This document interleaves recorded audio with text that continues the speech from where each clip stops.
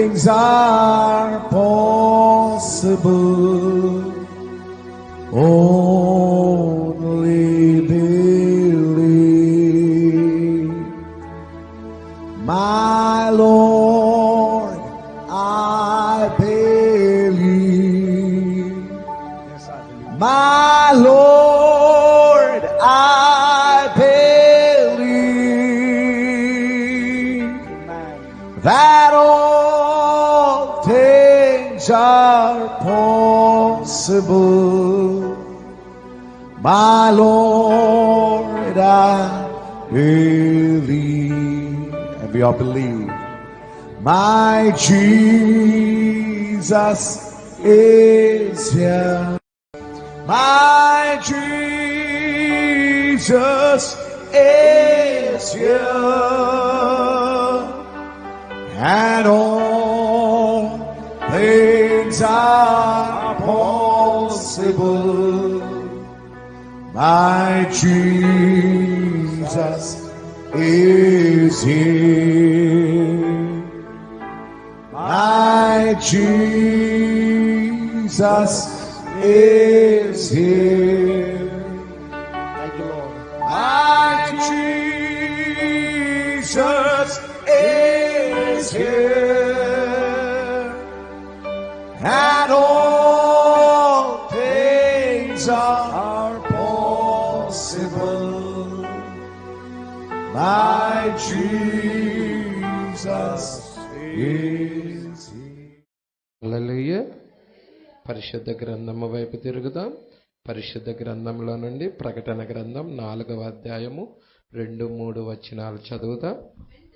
వెంటనే నేను ఆత్మవశుడనైతిని, అదిగో పరలోకమందు ఒక సింహాసనము వేయబడి ఉండెను. సింహాసనమునందు ఒకడు ఆసీనుడై ఉండెను. ఆసీనుడైన వాడు దృష్టికి సూర్యకాంత పద్మరాగములను పోలినవాడు, మరకతము వలె ప్రకాశించు వర్షపు ధనస్సు సింహాసనమును ఆవరించి ఉండెను. చాలండి. ఇంకొక లేఖన భాగం వైపు తిరుగుదాం. ఆదికాండము 9వ అధ్యాయము 8 వచనము నుండి చదువుదాం.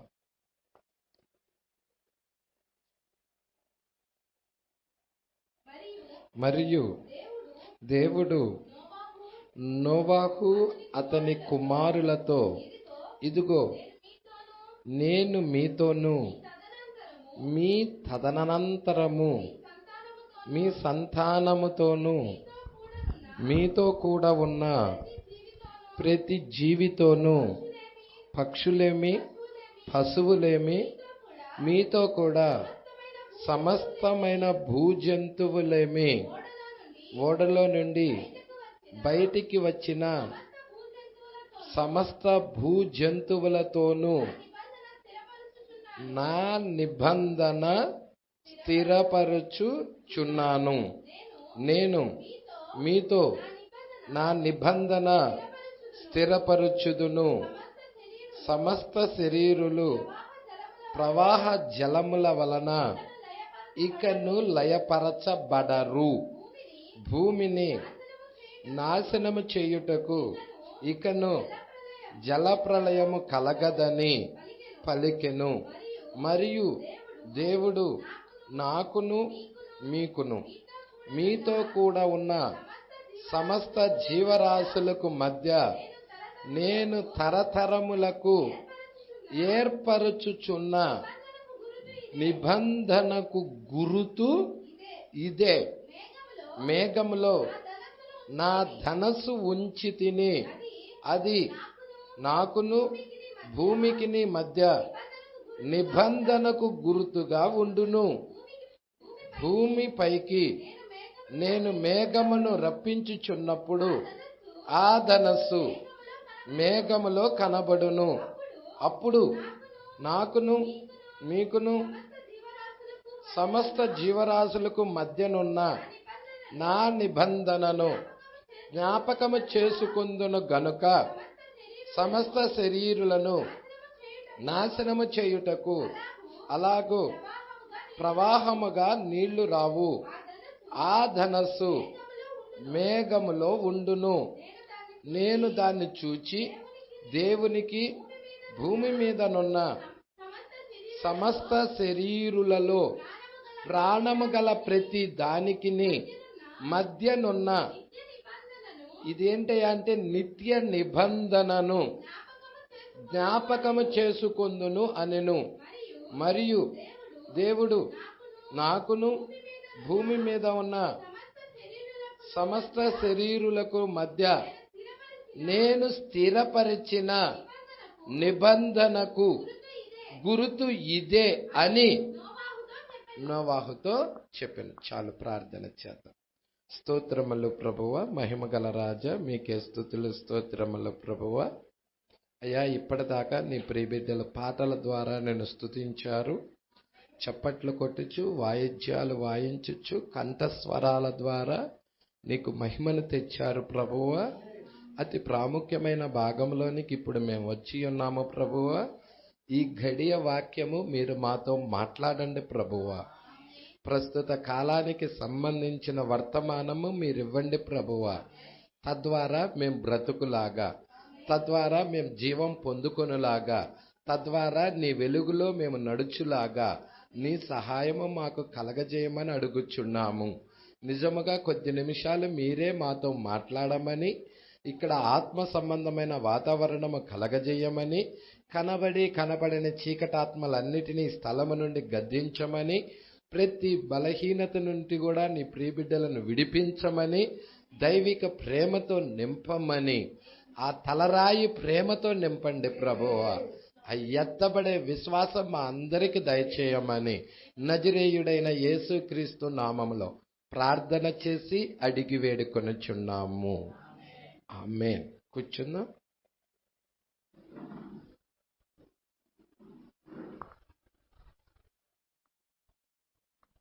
Praise lord. మరి చాలా ప్రాముఖ్యమైన అంశం, మరి ఎవరు మిస్ చేసుకోవద్దు. ఇది మరలా టీవీ వినండి. చాలా అద్భుతమైన కార్యాలు దేవుడు ఈ రాత్రి కాల సమయంలో మనతో మాట్లాడనై ఉన్నాడు. హల్లెలూయా. మరి నేను నమ్ముచున్నాను దేవుడు మనందరికీ కూడా మరి అందరితో దేవుడు మాట్లాడతాడని నమ్ముచున్నాను. దేవుడికి మహిమ కలుగునుగాక. 2 చోట్ల నుండి మనము చూసాం. ఒకటి ప్రకటన గ్రంథంలో చూసాము, రెండవది మరి ఆది కాండంలో కూడా చూసాం. హల్లెలూయా.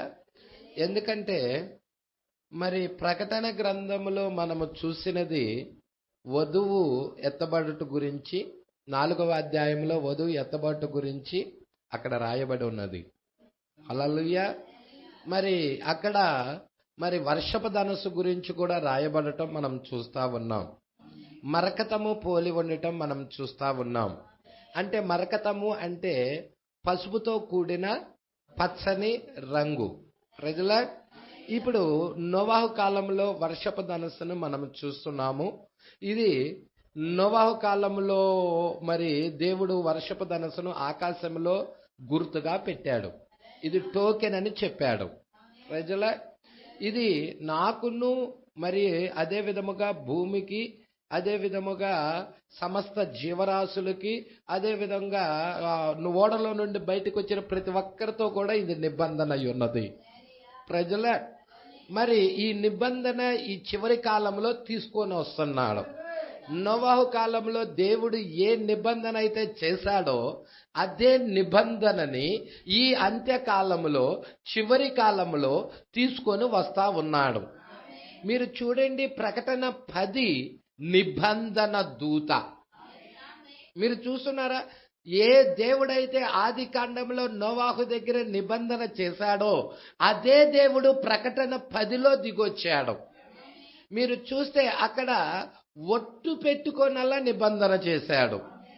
మీరు చూడండి, పరలోకమును అందులో ఉన్న వాటిని, భూమిని అందులో ఉన్న వాటిని, సముద్రమును అందులో ఉన్న వాటిని సృష్టించి, ఎవరు వాటన్నిటిని సృష్టించింది? ఆయనే.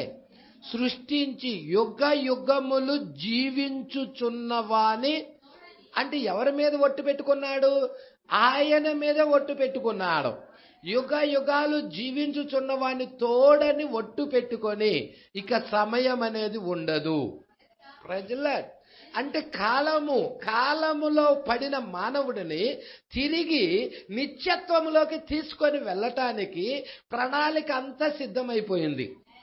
సృష్టి అంతా కూడా ఎదురు చూస్తా ఉన్నది ఈ దినము కోసం. ప్రతి మానవ జాతి, పక్షులు గాని, జంతువులు గాని, ప్రకృతి గాని సమస్తము కూడా ఈ దినము కొరకు ఎదురు చూస్తా ఉన్నారు. ప్రజల ఇది చాలా ప్రాముఖ్యమైనది. ఇక్కడ మీరు చూడండి, మీరే చూడండి 8వ వచనం, ఆదికాండం 9:8. ఇదిగో దేవుడు నోవాహు అతని కుమారులతో, ఇదిగో నేను మీతోను మీ తదనంతరము మీ సంతానముతోను.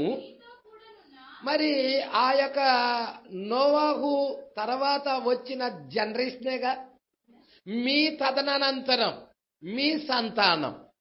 హల్లెలూయా. ఆ యొక్క నోవాహు యొక్క 3 కుమారుల ద్వారా వచ్చిన జనరేషన్ మొత్తం. దేవుడికి మహిమ కలుగును గాక. షేము, హాము, యాపేతు. మీరు చూస్తున్నారుగా, షేములో నుండి ఎవరు వచ్చారు? ఇజ్రాయేల్ ప్రజలు. యాపేతులో నుండి ఎవరు వచ్చారు? సమరీయులు. మరి హాములో నుండి ఎవరు వచ్చారు? అన్యజనులు. అంటే వీరందరికీ కూడా ఈ నిబంధన అందరికీ కూడానా? ప్రజల అందరికీ కూడా అదేగా రాసింది అక్కడ. నీ తర్వాత నీ సంతానానికి, మీ సంతానాన్ని చూస్తున్నారండి. నేను మీతోను మీ తదనంతరం నీ కాదు మీ బహువచనం. అది పట్టుకుంటున్నావా? నీ అంటే సింగులర్ పదం. అంటే వాళ్ళల్లో ఎవరో ఒకరి గురించే మాట్లాడుతున్నాడని. అది నోవాహుతో కావచ్చు, లేకపోతే షేముతో కావచ్చు, లేకపోతే ఆముతో కావచ్చు, లేకపోతే యాపేతుతో కావచ్చు. కానీ మీ అనేదలికే అది బహువచనమై ఉన్నది. వారి సంతానముతో కూడా నిబంధన ఉన్నది. ఏంటి ఆ నిబంధన? వర్షపు ధనుసు. ఏంటి వర్షపు ధనుసు యొక్క ప్రాముఖ్యత? ఈ వర్షపు ధనుసు యొక్క ప్రాముఖ్యత ఏమిటి? ఈ సృష్టించేటప్పుడు ఈ వర్షపు ధనుసు ఉన్నదా? ఈ సృష్టి కలుగుతున్నప్పుడు వర్షపు ధనుసు ఉన్నదా? ఈ భూమి ఆకాశాలు కలుగుతున్నప్పుడు వర్షపు ధనుసు ఉన్నదా? సమస్త పక్షులు జీవరాశి కలుగుతున్నప్పుడు వర్షపు ధనుసు ఉన్నదా? జంతువులు కలుగుతున్నప్పుడు వర్షపు ధనుసు ఉన్నదా? మహాసముద్రాలన్నీ కలుగుతున్నప్పుడు వర్షపు ధనుసు ఉన్నదా? ఉన్నది. ఎవరి వర్షపు ధనుసు? ఈ వర్షపు ధనుసు ఎవరో కాదు, ఆయన భార్యే. ఇప్పుడు ఆదాము భార్య ఉన్నట్టుగా యేసుక్రీస్తు సృష్టిని చేసేటప్పుడు యేసుక్రీస్తులో ఆయన భార్య ఉన్నదా? హల్లెలూయా. ఇంకొక విషయం చెప్పమంటావా? సిలువ మీద యేసుక్రీస్తు సిలువ పొందుతున్నప్పుడు, సిలువ మరణం పొందుతున్నప్పుడు ఆయన భార్య ఆయనతో ఉన్నదా? Praise the lord. అంటే యేసుక్రీస్తుతో పాటు కూడా వధువు కూడా శ్రమ పడినది అక్కడ. ఆయన భార్య ఆయనతోనే ఉన్నది. Praise the lord. ఈరోజు సబ్జెక్ట్ ఎవరు మిస్ అవ్వద్దు. ఎందుకంటే ఇది 8వ వచనం నుండి 17వ వచనం దాకా most important. Praise the lord. ఇదేంటి అంటే గుర్తు, టోకెన్. ఆకాశములో టోకెన్ అట్టి పెడుతున్నాడు, గుర్తు అట్టి పెట్టాడు. ఏంటి ఆ గుర్తు? వర్షపు ధనుసు. ఇలా చెప్పచ్చా? వర్షపు ధనుసు మేఘం వచ్చినప్పుడు వస్తుంది. ఏ మేఘం వచ్చినప్పుడు వర్షపు ధనుసు మన కాలంలో కూడా వచ్చినది. ఆ వర్షపు ధనుసు 7 దూతలై ఉన్నారు. 7 సంఘకాలాల్లో ఉన్న వధువై ఉన్నది. వచ్చినదా? ఇది ప్రపంచానికి టోకెన్, అన్యజనులందరికీ గుర్తు. Praise the lord. చాలా ఇంపార్టెంట్ అయిన వర్తమానం. హల్లెలూయా. మరి ఎక్కువ సమయం తీసుకోవడం ఒక 40 minutes లేక 45 నిమిషాలు. దేవుడికి వైపు కలుగును గాక. ఎందుకంటే చాలా తక్కువ టైంలో మంచి వర్తమానం మన బ్రెయిన్లోకి వెళ్ళాలి, మన మనసులోకి వెళ్ళాలి. హల్లెలూయా. సరే చూద్దాం. దేవుడికి మహిమ కలుగును గాక. ఇక్కడ 78వ పేర. మీరందరూ గత వారాల్లో ఇదంతా నెమరు వేసుకోండి. హల్లెలూయా. చాలా అద్భుతమైన వర్తమానం గత 2 వారాల్లో వచ్చినది. అది మీరందరూ కూడా నెమరు వేసుకోండి. దాని కంటిన్యూషనే ఈరోజు మనం చూడబోతున్నాం. హల్లెలూయా. సరే ఇక్కడ మీరు చూడండి 78వ పేర. మీరందరూ తీసారా? ఎందుకంటే ప్రకటన గ్రంథం 4వ అధ్యాయంలో ప్రవక్త 2వ భాగం 2వ పుస్తకంలో మాట్లాడుతున్నాడు ఇవి. హల్లెలూయా. చాలా జాగ్రత్తగా పట్టుకుందాం. ఈ రోజు నేను ఎక్కువగా తీసుకోవటం లేదు. 2 పేరాలు మీ మధ్యకి తీసుకొని రావడానికి ఇష్టపడుచున్నాను. హల్లెలూయా. ఇక్కడ మీరు చూడండి, గమనించండి. నోవాహు యొక్క ఏంటి పాస్టర్ గారు, నోవాహు యొక్క అని డాష్ డాష్ డాష్ అని సెమీకోలన్ పెట్టుకుంటే వెళ్ళిపోయాడు. హల్లెలూయా. ఆ డాష్లో ఏమున్నది? ఎందుకు అక్కడ అట్లా డాట్స్ డాట్స్ డాట్స్ పెట్టుకుంటా ముందుకెళ్ళిపోయాడు? ఎందుకో చెప్పమంటావా? ఇవి తిరిగి మరలా నోవాహు దినాలై ఉన్నాయి. యేసు చెప్పాడా? నోవాహు దినాలు ఎలాగున్నాయో మనుష్య కుమారుడు రాకడ దినాలు అలాగే ఉండును చెప్పాడా? చాలా మంది మనుష్య కుమారుడు రావాలని, ఇంకా రాలేదు, రావాలని ఎదురు చూస్తా ఉన్నారు సంఘాల్లో వాళ్ళ. కానీ ఆల్ రైట్, మనుష్య కుమారుడు వచ్చాడు. ప్రజల నోవాహు దినాలలో ఎలాగున్నదో మనుష్య కుమారుడు రాకడ దినాలు. మరి రాకడని రాశాడు అక్కడ క్లియర్గా, రాకడని రాశాడా?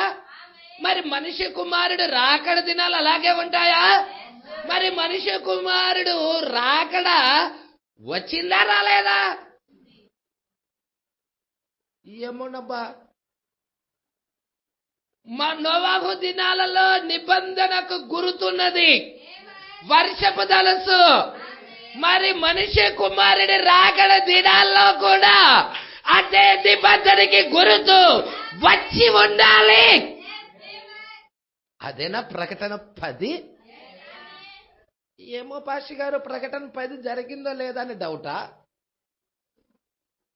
కన్ఫామ్ గా 100% ఏ మాత్రం 1% కూడా డౌట్ లేకుండా 100% మనుష్య కుమారుడు రాకడ జరిగినది. ఎవరు నమ్ముతారు? ఎవరు నమ్ముతారు? ఆయన భార్య. ఎందుకు? ఆయన ఇక్కడ ఉన్నాడు కాబట్టి. హల్లెలూయా. మీరు చూస్తే ఆయన భార్యతో ఆయన వ్యవహరిస్తున్నాడు. ప్రజల ఎక్కడా వదిలిపెట్టలా. మీరు చూడండి, ఎక్కడన్నా వదిలిపెట్టాడేమో. 7 సంఘ కాలాలలో ఆయన భార్య సిద్ధమవుతుందా? లేదు పాస్టర్ గారు, చివరి సంఘ కాలంలోనే ఆయన భార్య సిద్ధమవుతుంది, మిగతా సంఘ కాలాల్లో ఆయన భార్య లేదు అంటారా? No no no no. 7 సంఘ కాలాలలో ఆయన భార్య సిద్ధమవుతుంది. మరి 7 సంఘ కాలాల్లో ఆయన భార్య సిద్ధపరచబడుతున్నట్లయితే మరి అక్కడికి ఆయన భార్య దగ్గర ఆయన ఉండాలా? మీరు చూడండి, మీరే చూడండి. 7 దీప స్తంభముల మధ్య సంచరించువాడు చెప్పు సంగతులు ఏమనగా. ఇంతకీ ఏం మాట్లాడా భాష గారు? నేను ఇలా అనొచ్చా? 7 దీప స్తంభాల మధ్య సంచరించువాడు చెప్పు సంగతులు ఏమనగా అనే బదులు మనుష్య కుమారుడు లేకపోతే దేవుని కుమారుడు యేసుక్రీస్తు ఆయన భార్యతో సంచరిస్తా చెప్పే సంగతులు ఏమనగా. ఏంటి పాస్టర్ గారు? యేసుక్రీస్తు ఆయన భార్యతో సంచరిస్తున్నాడా? మరి 7 దీప స్తంభాలు ఎవరండి? ఆయన భార్య కాదా? 7 దీప స్తంభాల్లో ఎవరు వస్తున్నారు? ఆయన భార్య వస్తుంది. అందుకే ఆయన భార్యతో ఆయన సంచరిస్తా ఉన్నాడు. ఎప్పుడు వదిలిపెట్టలేదు. ఆదాము అవ్వతో ఉన్నట్టుగానే రెండవ ఆదామైన యేసుక్రీస్తు కూడా ఈమెతో ఉన్నాడు. అవ్వ పాపములో పడిపోయిందిగా పాస్టర్ గారు. ఆదాము పాపములో పడిపోయిన అవ్వను వదిలిపెట్టాడా?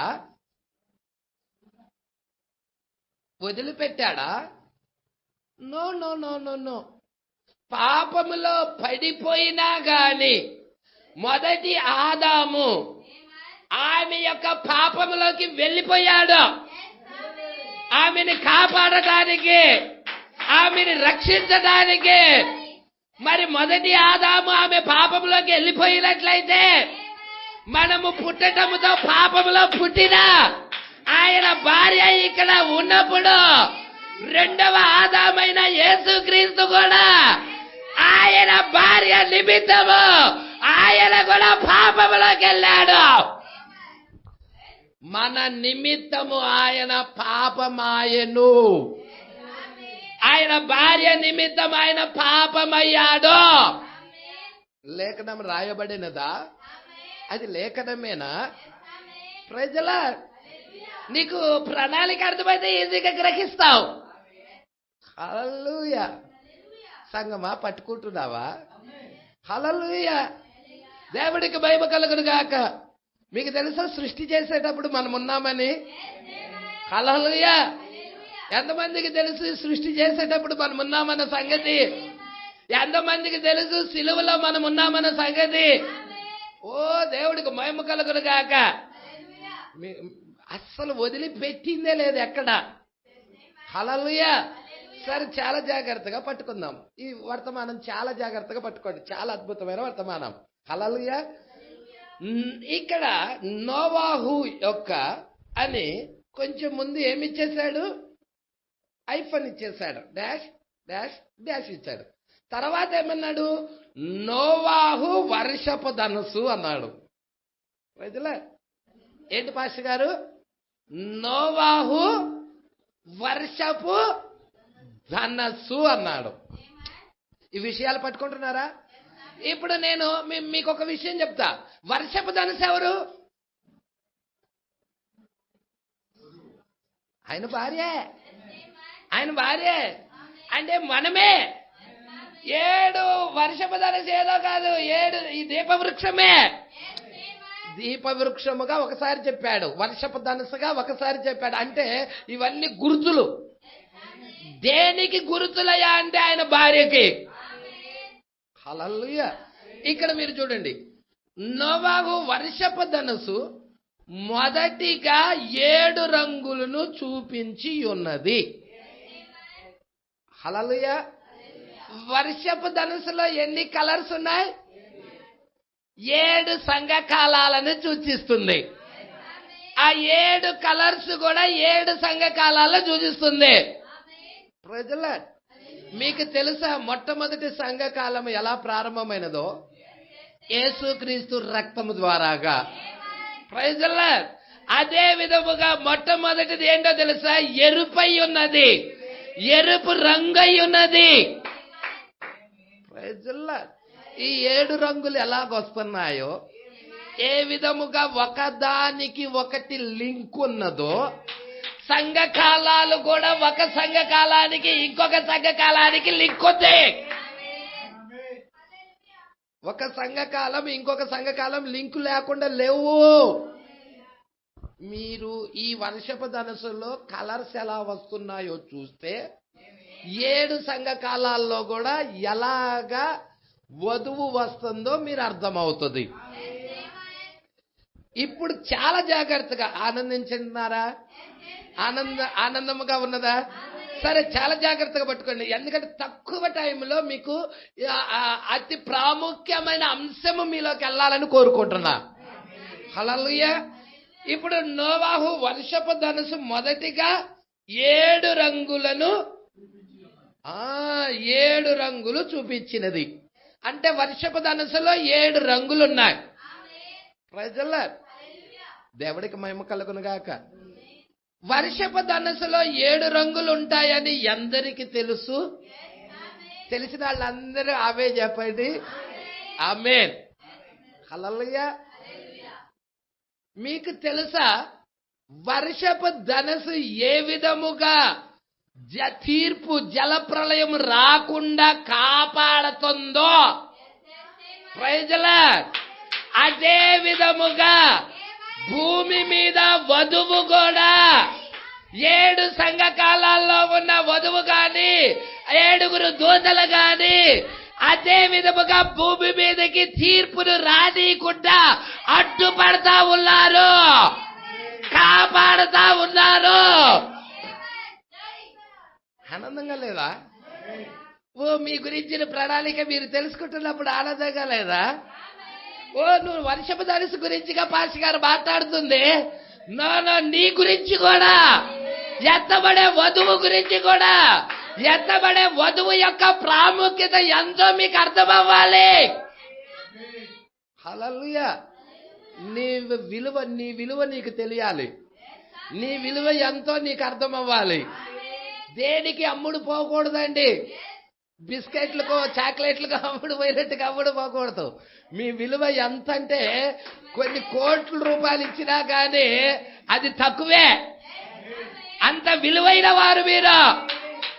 ప్రజలు, ఆయన భార్య ఎంత విలువైనదండి, ఎంత విలువైనదండి ఆయన భార్య. మీకు ఒక విషయం తెలుసా? వర్షపు ధనుసు అంట ఆకాశంలో గుర్తుగా టోకెన్గా పెట్టాడు. దేని కొరకయ్యా అంటే మరలా జలప్రళయం భూమి మీదకి రాకుండా కాపాడే దాని కొరకు. అంటే ఆ వర్షపు ధనుసు ఏం చేస్తా ఉన్నది? దేవుడి యొక్క ఉగ్రతని ఆపుతూ ఉన్నది, దేవుడి యొక్క కోపాన్ని ఆపుతూ ఉన్నది. అదే విధముగా దేవుడి యొక్క కోపాన్ని ఈరోజు వధువు ఆపుతున్నదా? ఈ భూమి మీదకి రానీయకుండా ఆపుతా ఉన్నదా? ఎప్పుడైతే వధువు వెళ్తుందో కుమ్మరించబడతాయి గొర్రెపిల్ల ఉగ్రతలు. Praise the lord. అప్పుడు దాకా వధువు ఆపుతా ఉన్నది. ఈ విషయాలు జాగ్రత్తగా పట్టుకోవాలి మీరు. హల్లెలూయా. ఇది ఎక్కడ రాశాడు? పౌలు గారు చెప్పాడా? దెస్సలోనికీయులకు రాసిన 2వ పత్రికలో చెప్పాడా? అడ్డగించువాడు. అడ్డగించేది ఎవరయ్యా అంటే ఒకటి క్రీస్తు, వధువు. వధువులో క్రీస్తు ఉన్నాడు, ఆయన భార్యలో ఆయన ఉన్నాడు. ఇప్పుడు ఆ మధ్య నుండి తీసేయబడాలి. అప్పుడు దాకా ఈ యొక్క అడ్డగించేవాడు మధ్య నుండి తీసివేయబడి వరకే అడ్డగించును. ఎప్పుడైతే తీసివేయబడతాడో ఇక అపవాది యొక్క సొంత కాలం వస్తుంది. వాడు తను తాను బయలుపరుచుకుంటాడు. అప్పుడు దాకా బయలుపరుచుకోవటానికి ఎవరికీ తెలియదు. అపవాది ఎవరా అనేది ఎవరికీ తెలియదు. మరి వధువుకి తెలుసా పాస్టర్ గారు? తెలుసు. ఎలా తెలుసు పాస్టర్ గారు? ముద్రలు ఇప్పబడ్డాయి. ఈ ముద్రల ద్వారాగా వధువు ఎరగగలుగుతా ఉన్నది. ఆ పాప పురుషుడు ఎవరో ఎలగగలుగుతున్నది. ఆ తెల్ల గుర్రం మీద సారీ చేయటం గురించి ఎరగగలుగుతున్నది. ఎర్ర గుర్రం మీద సారీ చేయటం గురించి ఎరగగలుగుతున్నది. నల్ల గుర్రం మీద సారీ చేయటం గురించి ఎరగగలుగుతున్నది. ఎరుగుతుందా వధువు? లోకానికి వాడు ఇప్పుడు బయలుపరుచుకోడు. ఇప్పుడు బయలుపరుచుకున్నాడు అనుకో, లోకమంతా దేవుణ్ణి ఆరాధిస్తారు. వాడి సొంత కాలం ఒకటి ఉంది. ఆ కాలంలో వాడు బయలుపరుచుకుంటాడు. అరే నాయన, మేమందరం మోసపోయామా, ఈ సచ్చిలో ఆరాధించింది ఇప్పుడు దాకా చీచి అని వాళ్ళకి వాళ్లే చెంపలేసుకునే రోజులు దగ్గరలో ఉన్నాయి. Praise the lord. అంటే వాళ్ళకు వాళ్ళు సిగ్గుపడతారు. దేవుడికి మహిమ కలుగును గాక.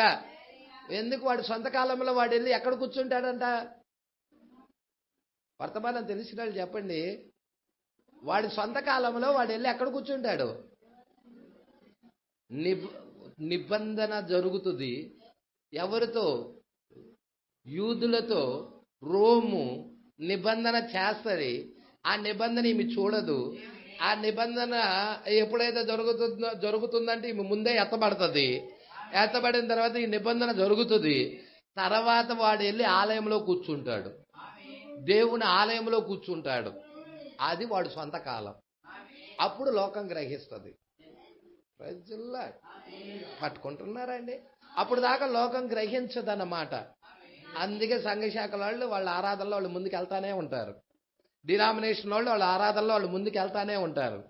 ఈ లోక సంబంధమైన దేవత వాళ్ళ మనోనేత్రాలకి గుడ్డితనము. మీరే కంప్లీట్ చేసుకోండి. Praise lord. కొంచెం ముందుకెళ్దామా? ఈరోజు వధువు కళ్ళు తెరవబడ్డాయా? సరే, ముందుకు మీరే చూడండి. ఇక్కడ వర్షపు ధనుసులో 7 రంగులు ఉంటాయని అందరికీ తెలుసు. ఇప్పుడు ఆ రంగులు ఏమిటి? దేవుడికి మహిమ కలుగును గాక. ఆ రంగులు ఎన్ని రంగులు? 7 రంగులు. ఆ 7 రంగులు ఏమిటి మనం చూద్దాం. 1 ఎరుపు, కాషాయం, లేదు ఎరుపు, కాషాయం, ఆకుపచ్చ, నీలం, నీలిరంగు. అంటే నీలము వేరు, నీలిరంగు వేరు. పట్టుకుంటున్నారా? మరియు ఊదా రంగు. వర్షపు ధనుసులోని రంగులు అవియే. మొత్తం ఎన్ని ఉన్నాయి? ఎరుపు, తర్వాత కాషాయం, తర్వాత ఆకుపచ్చ, తర్వాత నీలం, తర్వాత నీలిరంగు, తర్వాత ఊదా రంగు. పట్టుకుంటున్నారా? ఇప్పుడు కొంచెం కిందకి రండి, కింద పేరాలోకి రండి. హల్లెలూయా. ఇప్పుడు ఇదేముంది భాష గారు, 7 కలర్స్ చెప్పేశారు కదా, దీంట్లో లోతైన సంగతి ఏంటి? ఇక్కడే ఉంది లోతైన విషయం. Praise lord. 7 కలర్స్ రెయిన్బో వర్షపు ధనుసులో. ఆర్ అంటే ఏంటి? ఆర్ మొదటి అక్షరం ఆర్ కదండి. Rainbow, rainbow, RAINBOW. అట్రాదా? విబ్జీ ఆరా? ఆ కలర్లోకి వెళ్ళాలా ప్రవక్త? ఇక్కడ రెడ్ లోకి వెళ్ళాడు. ఫస్ట్ రెడ్ లోకి వెళ్ళాడు. అర్థమైందా? మనకి వైలెట్ మనం ఫస్ట్ అంటానికి లేదు. సంఘం ఏర్పడింది యేసుక్రీస్తు రక్తం ద్వారా. యేసుక్రీస్తు రక్తం ద్వారా అపోస్తలులు కూడా యేసుక్రీస్తు రక్తం ద్వారాగే. మీకు ఈ స్క్రిప్చర్ అర్థం అవ్వాలి. అర్థమవుతుందా? మనం ఇప్పుడు సైన్స్ మీద కదా ఆధారపడాల్సింది. ప్రవక్త ఏం చెప్పాడో దాని మీద ఆధారపడాలి. అర్థమవుతుందా? ప్రవక్త ఏం చెప్పాడో దాని మీద ఆధారపడాలి. మొట్టమొదటి రంగు ఆయన రెడ్ చెప్పాడు. రెడ్ లో నుండి మిగతా రంగులు వస్తున్నాయని చెప్తున్నాడు. దాన్ని మీరు పట్టుకోవాలి. నేను కాదయ్యా, నేను వైలెటే నమ్ముతానంటే నమ్ముకో, నీ ఇష్టం. నేను ప్రవక్త నమ్ముతా. Praise lord. ప్రవక్త ఇక్కడ రెడ్ అని ఎందుకు చెప్తున్నాడయ్యా అంటే దానిలో నుండే మిగతా రంగులు ఎలాగొస్తున్నాయో చూపిస్తున్నాడు నెక్స్ట్ పేరాలో. అదే విధంగా సంఘకాలాల్లోకి తీసుకుంటున్నాడు. సంఘకాలాలు కూడా ఏ విధముగా అవి ఒకదాని తర్వాత ఒకటి లింక్ అయి ఉన్నాయో పోలుస్తున్నాడు. ఒకదానిలో నుంచి ఇంకో దానికి గొలుసుగా ఉన్నాయి. అవి ముద్రలు ఎలాగున్నాయో అలాగున్నాయి. ఓవర్లాప్ లాగా ఒకదానిలో నుండి ఇంకొకటి ఎలాగున్నాయో అలాగున్నాయి అన్నమాట. ఇక్కడ మీరు చూడండి. ఇప్పుడు మనం ఇప్పుడు మీరు గమనించినట్లయితే 7 గమనించు. Praise lord. దేవుడికి మహిమ కలుగును. ఇక్కడ కొంచెం మీరు కొంచెం ముందుకెళ్ళాలమ్మా. ఇప్పుడు ఇక్కడ మనం లోతైన సంగతిని పొందుకుంటున్నాం. ఆ పేర చదవలేదు కదా. Praise lord. ఇప్పుడు మనం లోతైన సంగతిని పొందుకుంటున్నాం. అంటే ఆ లోతైన సంగతి ఏంటా అనేది మనము వచ్చి బ్యాక్ వెళ్ళిపోయాం. అవును కదండి. ఇప్పుడు ఆ లోతైన సంగతి ఏంటో మనం చూడబోతున్నాం. అంటే నోవా కాలంలో ఉన్న 7 రంగులు ఏంటో చూడబోతున్నాం. ప్రజల ఈ 7 రంగుల ద్వారాగా ప్రపంచాన్ని కాపాడబోతున్నాడు ఆయన. వధువు ఈ 7 రంగుల ద్వారాగా రక్షించబడతా ఉన్నది. వధువులో ఉన్న ప్రతి ఒక్కరు కూడా రక్షించబడతా ఉన్నారు. ప్రజల చూడండి, జాగ్రత్తగా పట్టుకోండి. ఇక్కడ మనం లోతైన సంగతిని పొందుకుంటాము. మరియు వాటి కొరకు నేను కొంత ఎత్తైన వాటిని అంటే లోతైన విషయాలు, కొంచెం హై ఎత్తైన సంగతులు. ఇవి ఇవి అప్పుడే వస్తున్న వాళ్ళకి అర్థం కావు. ఇది ఆత్మీయతలో నలిగి ఉండాలి, కొంచెం దేవునితో సహవాసంలో ఉండాలి. వారైతే దీన్ని వెంబడించగలుగుతారు. ఎత్తైన వాటిని కొన్ని తాకవలసి ఉన్నది. ఎందుకంటే ఇప్పటికే చాలా ఆలస్యం అవుతా ఉన్నది. ప్రవక్త చెప్తున్నాడు, ఇప్పుడు జ్ఞాపకం ఉంచుకోండి, కాషాయము లేక ఎరుపు, పసుపు, ఆకుపచ్చ, నీలం, నీలిరంగు మరియు ఊదా రంగు, మొత్తం ఇక్కడ ఎన్ని రంగులు ఉన్నాయి? 7 రంగులు ఉన్నాయి. పట్టుకుంటున్నారా అండి? కాషాయం, ఎరుపు, పసుపు, ఆకుపచ్చ, నీలం, నీలిరంగు, ఊదా రంగు, 7 రంగులు కనపడుతున్నాయి కదా. ఇప్పుడు మీరు రండి. ఇప్పుడు సహోదరుడు చదువుతున్నాడు. ఇప్పుడు మీరు గమనించినట్లయితే 7 గమనించండి, 7 వర్షపు ధనుసులు. అంటే 7 వర్షపు ధనుసులు అంటే మీరు ఏంటంటే ఒక్క వర్షపు ధనుసులో ఉన్న 7 రంగులని. 7 రంగులు. నా ఉద్దేశం ఏంటంటే 7 రంగులున్న వర్షపు ధనుసు అని. అది 7 వర్షపు ధనుసులు అంటే అర్థం ఏంటంటే, ప్రవక్త యొక్క ఉద్దేశం ఏంటంటే 7 రంగులతో నిండి ఉన్న వర్షపు ధనుసు. 7 సంఘ కాలాలలో 7 దూతల వర్తమానముతో నింపబడి ఉన్న ఆయన భార్య. 7 వర్తమానాల. ఈ కాలంలో 7 దూతలు వచ్చారా? 7 ఆత్మలు వచ్చాయా? Praise the lord. దేవుడికి మహిమ కలుగును గాక.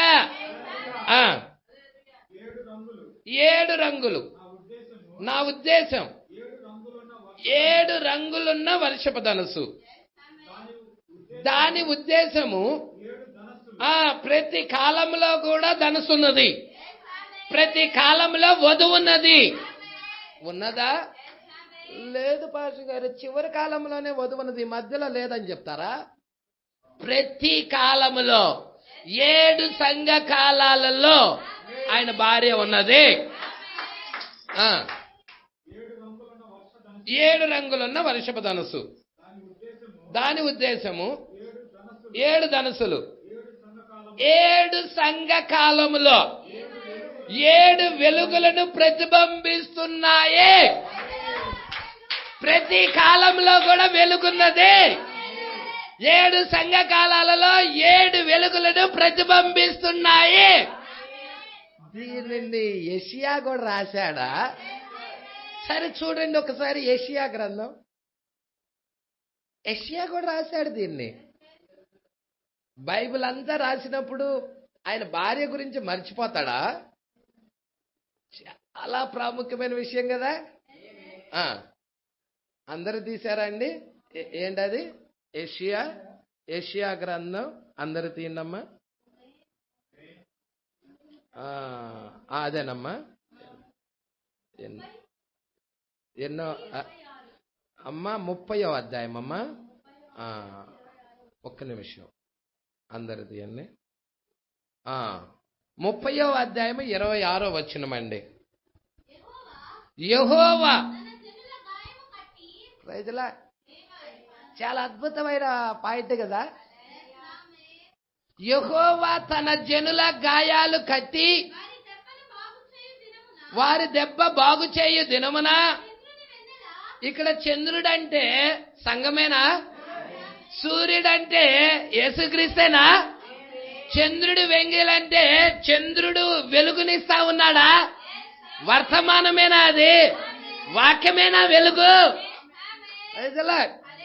ఇక్కడ మీరు చూడండి, తన జనుల గాయాలు కట్టి, అవునా, వారి దెబ్బ బాగు చేయు దినమున. అంటే తన జనులు ఇశ్రాయేలు ప్రజలై ఉన్నారు. వారు తిరిగి వారి గాయాలు కట్టబడతా ఉన్నాయి. తిరిగి వాళ్ళు వారి స్వదేశానికి వెళ్తా ఉన్నారు. అదే టైంలో ఇటు సంఘం ఎలా ఉంటది? అన్యజనుల సంఘం ఎలా ఉంటదంటే సూర్యుడి యొక్క ప్రకాశం ఎలా ఉంటుందో అలాగా చంద్రుడు సూర్యుడిలా ప్రకాశిస్తాడట. బాబా బాబా, సూర్యుడి ప్రకాశం ఎలా ఉంటుందంటే 7 రెట్లు ఎక్కువ. 7 రెట్ల సూర్యుళ్ళు కలిపితే ఎంత వెలుగుతో ఉంటుందో అంత వెలుగుతో ఉంటది. సంఘం అయితే ఎలా ఉంటది? సూర్యుడి యొక్క ప్రకాశము వలె, చంద్ర ప్రకాశం కాదు. పట్టుకుంటున్నారా? చంద్రుడి నుంచి వచ్చే ప్రకాశం కాదు. చూడమ్మా, చదువు 26 చాలా ఇంపార్టెంట్. నీ కాలాన్ని నువ్వు ఎరక్కపోతే నువ్వు వ్యర్థమే. మనం చాలా గుడ్డోళ్ళమని అర్థం. మన కాలం మనం ఎరగకుండా ఆరాధన చేస్తున్నామనుకో చాలా గుడ్డోళ్ళమని అర్థం. వర్తమానము నిన్నేం చేయాలంటే నీ కాలము దాని వర్తమానాన్ని ఎరిగేలాగా చేస్తుంది ఆత్మ. పరిశుద్ధాత్మ నిన్ను ఎక్కడికి నడిపిస్తుందంటే ఈ గడియకి సంబంధించిన వర్తమానం పరిశుద్ధ గ్రంథంలో ఎక్కడెక్కడైతే ఉన్నదో ఆ లేఖనాల దగ్గరికి, ఆ యేసు దగ్గరికి నిన్ను నడిపిస్తుంది. షిమియోన్ని నడిపించిందా? షిమియోన్ని దేవాలయం వెనక భాగంలో ఉన్న షిమియోన్ని అదే పరిశుద్ధాత్మ యేసు దగ్గరికి నడిపించిందా? బాలుడైన యేసు దగ్గరికి నడిపించిందా? యేసు దేవుడి వాక్యమేనా? మరి దేవుడి వాక్యమైన యేసు కాలానికి ఈ కాలపు వాక్యము యొద్దకి పరిశుద్ధాత్మని నడిపించాలా? ఓన్లీ ప్రకటన 10 ఒక్కటే కాదు, పరిశుద్ధ గ్రంథంలో ఉన్న లేఖనాల అన్నిటి దగ్గరికి పరిశుద్ధాత్మ నిన్ను తీసుకెళ్తుంది. మన ప్రవక్తను అలాగే తీసుకెళ్ళినది నిన్ను తీసుకెళ్తుంది. నువ్వు నమ్మకంగా ఉండాలి, కాకపోతే యథార్థవంతుడుగా ఉండాలి, దేవుడికి ఇష్టడుగా ఉండాలి. అప్పుడు దేవుడు నిన్ను తీసుకొని వెళ్ళటానికి ఇష్టపడతాడు. ఆ ఇష్టడుగా లేకపోతే దేవుడు ఆత్మ ఆగిపోతుంది, నిన్ను తీసుకెళ్ళలేడు.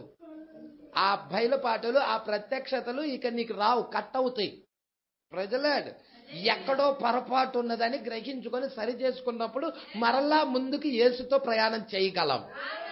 ప్రజలాడ్ మరి ఒకసారి యేసు యొక్క తల్లి తండ్రి యేసు తమతోనే ఉండేనని గ్రహించి వాళ్ళు అనుకొని 3 రోజుల ప్రయాణం అంత దూరం వెళ్ళిపోయారు. ఆయన వదిలిపెట్టేసి వెళ్ళిపోతా ఉన్నారు. వాళ్ళ ఉద్దేశంలో యేసు మాతోనే ఉన్నాడు అనుకొని వెళ్ళిపోతా ఉన్నారు. నేడు సంఘము అలాంటి స్థితిలోనే ఉండిపోయింది అన్నాడు ప్రవక్త. Praise the lord.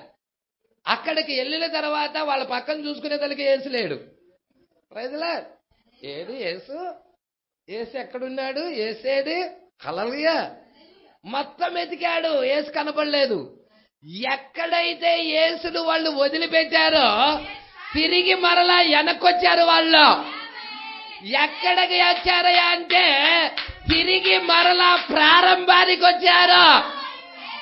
నేడు లవోదికయ సంఘము కూడా ఈ కాల ప్రవక్త ఏం చేశాడయ్యా అంటే యేసును వదిలిపెట్టారు మధ్యలో.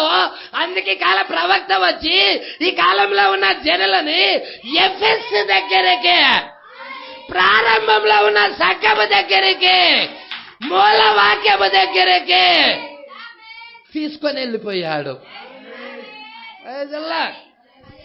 దేవుడికి మహిమ కలుగునుగాక. పట్టుకుంటున్నారా అండి? యేసేపు మరియాకి ప్రొటెక్షన్ గా ఉన్నాడు. మరియాని కాపాడటానికి మరియాకి భర్తగా ప్రొటెక్షన్ గా ఉన్నాడు. అలాగే ప్రవక్త విలియం మ్యారియం బ్రన్హాం గారు కూడా సంఘానికి ప్రొటెక్షన్ అయి ఉన్నాడు, కాపరై ఉన్నాడు, భర్త అయి ఉన్నాడు, కాపాడేవాడై ఉన్నాడు. అందుకే ఈమెను తిరిగి మరలా ఎక్కడికి తీసుకెళ్లాడంటే ఆ ఎఫెస్ దగ్గరికి తీసుకెళ్లాడు. పట్టుకుంటున్నారా? అక్కడ కనుగొన్నది అక్కడ వాళ్ళు యేసును కనుగొన్నారు. తిరిగి ఆ సహజాతీతమైన కార్యాలు కనబడతా ఉన్నాయి, మన మధ్య కదిలాడుతా ఉన్నాయి. ఎందుకో తెలుసా? యేసు ఇక్కడ తిరిగి మరలా కనుక్కున్నాం కాబట్టి. సరే సరే, ఇక్కడికి వచ్చేద్దాం. 26 యెహోవా ఇక్కడ తన జనుల గాయములను కట్టి వారి దెబ్బను ఇజ్రాయేల్ ప్రజలు ప్రపంచానికి చల్లా చెదురై వెళ్ళిపోయిన వారందరూ కూడా తిరిగి వారి స్వదేశముగా కూడుకుంటున్నారు. ఎప్పుడండి? ఓకే, 1948. అదే రాజూరుపు చెట్టు లేతదే చిగురించట. హల్లెలూయా. వారి దెబ్బ బాగు చేయు దినమున చంద్రుడి యొక్క వెన్నెల. ఇప్పుడు చంద్రుడు అంటే ఎవరో చెప్పండి? సంఘం. ఎప్పుడు? వారి దెబ్బ బాగు చేయు దినమున అంటే చివరి కాలంలో ఉన్న సంఘం, అంత్యకాలంలో ఉన్న సంఘం. వాళ్ళు ఇప్పుడు ఎప్పుడు వచ్చారో మీకు అందరికీ తెలుసు కదా. 1948 మే 14 వచ్చారు. ఏది ఏమన్నా ఫిలదెల్ఫియా కాలంలో ఏమైనా వచ్చారా? లూథర్ కాలంలో ఏమైనా వచ్చారా? No no no. పట్టుకుంటున్నారా? ఈ విషయాలు పట్టుకుంటున్నారా? దేవుడికి మహిమ కలుగునుగాక. అందుకే మీరు జాగ్రత్తగా పట్టుకోండి. ఈ యొక్క చివరి కాలంలో వారు స్వదేశానికి వెళ్ళిపోయారు. చాలా మందికి డౌట్, వారు స్వదేశానికి వెళ్ళిపోయినా దేవుడు వారితో వ్యవహరించటం లేదు. Naomi వెళ్ళినది, Bethlehem వెళ్ళినది. నయోమితో పాటు రూతు కూడా బెత్లెహేంకి వెళ్ళినది. బోయాజు వ్యవహారం అంతా రూతుతోనే ఉన్నది. ఎందుకంటే ఇంకా నయోమితో వెళ్ళటం లేదు ఆయన. ఈ రోజు వధువు ఎత్తబడేంత వరకే అన్యజనులతోనే యేసుక్రీస్తు వ్యవహరిస్తాడు. కానీ ఈమె భూమి మీద ఉన్నప్పుడు యూదులతో వ్యవహరించడు. వారు స్వదేశంగా వెళ్ళినప్పటికీ కూడా వారితో వ్యవహరించడు. ఒకసారి యేసేపు నన్ను ఆ ప్రశ్న అడిగారు. వాళ్ళు వెళ్ళారుగా పాస్టర్ గారు, వారందరూ కూడా దేశంగా వెళ్ళారుగా, మరి వాళ్ళకి రాజ్యం ఇవ్వబడినదిగా. ప్రజల్లా మరి దేవుడు వారితో వ్యవహరించడట అంటే ఈమె ఇక్కడ ఉండంగా దేవుడు వ్యవహరించడు. ఈమె ఎప్పుడైతే ఇక్కడ నుండి తీసేయబడుతుందో అప్పుడు దేవుడు అక్కడ ఇజ్రాయేలుతో వ్యవహరిస్తాడు. పట్టుకుంటున్నారో లేదో? హల్లెలూయా. సువార్తల్లో నుండి బ్రదర్ చదివి నాకు వినిపించాడు. అది ఆ బ్రదర్ నాకు బాగా గుర్తు ఆ లేఖనం. దేవుడికి మహిమ కలుగునుగాక. సరే, కొంచెం చూద్దాం. ఇక్కడ చంద్రుడి యొక్క వెన్నెల సూర్యుని ప్రకాశము వలె ఉండును. సూర్యుని ప్రకాశము 7 దినాల వెలుగు ఒకే దినమున ప్రకాశించినట్లు ఉండును. అంటే ఈ చివరి కాలంలో 7 వెలుగు, 7 ఆత్మ వచ్చినదా? యోహాను చూశాడా దాన్ని? మరి యోహాను వధువుకు సాదృశ్యమేనా? ఈ కాలంలో 7 ఆత్మతో నింపబడాలా? 7 కలర్స్, రెయిన్బోలో ఉన్న 7 కలర్స్, 7 ఆత్మ, 7 వెలుగులతో ఈమె నింపబడతా ఉన్నదే. ఒక్క పరిశుద్ధాత్మ 7గా విభాగించుకొని 7 సంఘకాలాల్లో ఉన్న వధువుతో వ్యవహరిస్తా ఉన్నది.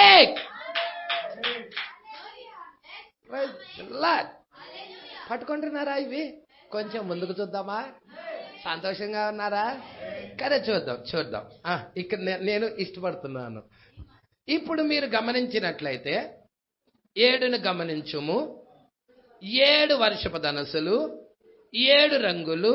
నా ఉద్దేశము 7 రంగులున్న వర్షపు ధనస్సు, దాని ఉద్దేశము 7 ధనస్సులు. 7 సంఘకాలాలు 7 వెలుగులను ప్రతిబింబిస్తున్నాయి. ఏంటి? 7 సంఘకాలాలు 7 వెలుగులను ప్రతిబింబిస్తున్నాయి. ఎఫెసు కాలపు వెలుగుందా? స్వర్ణ కాలపు వెలుగున్నదా? పెర్గమా కాలపు వెలుగున్నదా? తుయితైర కాలపు వెలుగున్నదా? సార్దీసు సంఘాలకు వెలుగున్నదా? ఇక్కడ ఫిలదెల్ఫియా సంఘాలకు వెలుగున్నదా? లవోదికయ కాలపు వెలుగున్నదా? మీరు ఇంకొకటి చెప్పమంటే ఇప్పుడు మనం 8th డేలో వెళ్తున్నాం. 8th డే ఏంటో తెలుసా? నిత్యత్వం అయి ఉన్నదే. ఇప్పుడు మీరు చూడండి, పరిపూర్ణ మానవుని స్వరూపం ఉందా ఇక్కడ? పిరమిడ్ అక్కడ ఉంది కదా. ఇప్పుడు మనల్ని లవోదికయలో నుండి ఎక్కడికి తీసుకెళ్లాడో చెప్పండి? ఆ గ్యాప్ లోకి తీసుకెళ్లాడు. అంటే తలరాయి కిందకి తీసుకొచ్చాడు. తలరాయి 63లో దిగొచ్చినది. ఆ తలరాయి యొక్క ప్రసన్నత కిందకి, ఆ వెలుగు కిందకి, 7 వెలుగుల కిందకి ఈ వధువును తీసుకొని వెళతా ఉన్నాడు.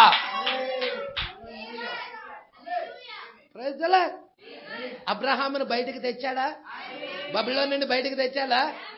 7వ సంఘకాలంలో ఉన్న వధువును బయటికి తెచ్చాడా? మోషే నిర్గమాకాండంలో ఇజ్రాయేల్ ప్రజలు ఐగుప్తు నుండి బయటికి తెచ్చాడా?